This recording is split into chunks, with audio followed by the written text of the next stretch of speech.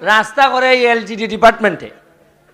তো এলজিডির বসের কাছে আমি লোক পাঠাইছি যে আমি কিন্তু এখন এমপি, আমারে বেশি বেশি রাস্তা ফাঁকা করে দেওয়ান লাগবো, নাইলে মানুষে আমারে বহুত কষ্ট করে এমপি বানাইছে।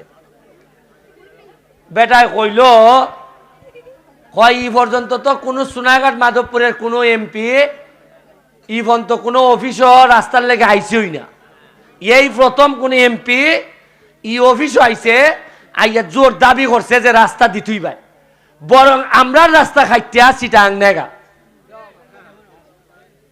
আপনারা তো ইখানে বইয়া চার দোকানে বইয়া ইলারে ফাঁস করাইন, ফেল করাইন, কিন্তু আমরা যে ভাগ্য খাইছিছেন যে একটুকু তদবির তো দূরের কথা, শৈল্য সেন মাইরা মাইরা গুইরিয়া আমরার কপালের 12টা বাজায় ছেড়ে দিছ।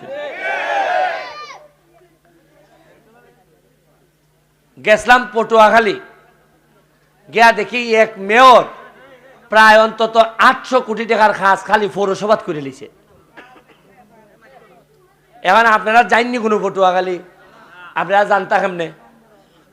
আপনারা টকানি সুবিধা নানি, আপনারা মার্কা দেখাই দিল, কেউ ই মার্কা কেউ ই মার্কা দেখাই দিল, আপনার এর বাইরে যাননি। আপনারা তো মনে করেন ইলাপালা সালাম কালাম দিয়ে দেব, আপনারা তো মনে করেন ই নেতালা পালা দেখলো এমনি ফুরি জায়গা, কিন্তু ইলা যে এমনি ফুরি জায়গা আর খামো যে কোনো খাম নাই, লাভ কিতা? আচ্ছা আপনারা নেতা, আমি ধরুন এমপি, এত সুন্দর আপনার সাথে আচরণ, সালাম খালাম অকল তুই দিলাম, আর আল্লাহর কসম করে দিলাম কোনো কাম করতাম না, লাভ আছে?